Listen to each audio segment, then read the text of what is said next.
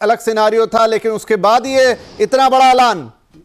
जी बिल्कुल, दरअसल इसकी अब मुझे लगता है सुबुगाहट दोपहर से ही हो रही थी, जब जिस तरीके से भारत ने मुंह तोड़ जवाब देने की कोशिश की पाकिस्तान को। अब पाकिस्तान को लगा कि अब मेरे पास कोई चारा नहीं है, तो उसने फिर पाकिस्तान के डीजीएमओ ने भारत के डीजीएमओ को फोन लगाया कि अब जो है हम लोग सीज फायर कर लें। जाहिर तौर से इसका मकसद ये था कि बहुत ज़्यादा नुकसान हो चुका है, हम ज़्यादा झेल नहीं सकते। जब पाकिस्तान को लगा कि अब हमारे हाथ में रहेगी नहीं चीज़ें, जिस तरीके से भारत ने मुंह तोड़ जवाब दिया था, तो फिर पाकिस्तान के डीजीएमओ ने अपने काउंटर पार्ट को फोन किया भारत में, और फिर जाकर के सीज फायर का यहाँ पे मामला निकलकर सामने आया। सीज फायर पर सहमति बनी, सीज फायर करने का फैसला लिया गया। लेकिन इसमें अमेरिका की भूमिका काफी महत्वपूर्ण रही। डोनाल्ड ट्रंप ने जैसा कि ट्वीट करके कहा कि उन्होंने खुद और उनके उपराष्ट्रपति ने खुद पाकिस्तान के अधिकारियों से बातचीत की, पाकिस्तान के मंत्रियों से बातचीत की, और उसके बाद उन्हें समझाया कि ऐसे में बहुत ज्यादा स्थिति तुम्हारे नुकसान में होगा। अब मुझे लगता है कि पाकिस्तान ने अमेरिका को कहा हुआ कि मुझे बचा लो वाले मुद्रा में, और फिर आखिरकार अमेरिका के दखल से ये सीज फायर हो गया। हालांकि सच पूछिए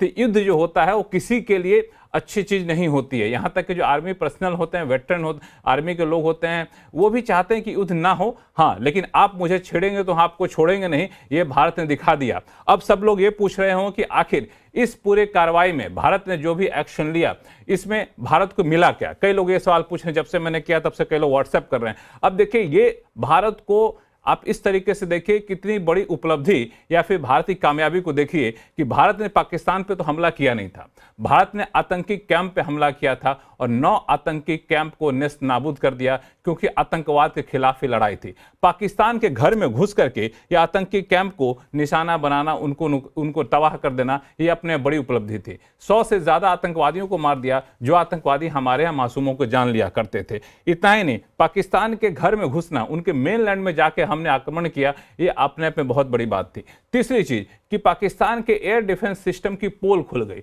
कलई खुल गई। पाकिस्तान को समझ में आ गया कि उनके पास जो एयर डिफेंस सिस्टम है वो एयर डिफेंस सिस्टम किसी काम का नहीं है, और ऊपर से भारत ने अपनी ताकत दुनिया को दिखा दी कि भारत को कमजोर ना समझे। भारत का एयर डिफेंस सिस्टम कितना मजबूत है, इसका अंदाजा आप इसी बात से लगा सकते हैं कि पाकिस्तान का कोई भी ड्रोन अपने टारगेट को अचीव नहीं कर पाया, चाहे वो चाइना की तरफ से हो बना हुआ हो या फिर तुर्की की तरफ का ड्रोन हो, कोई भी ड्रोन यहाँ पे काबू नहीं हो पाया। तो ये मुझे लगता है कि भारत ने अपनी एक कामयाबी दिखाई, उपलब्धि दिखाई, भारत ने अपनी ताकत भी दिखाई और पाकिस्तान को घुटने टेकने के लिए मजबूर किया।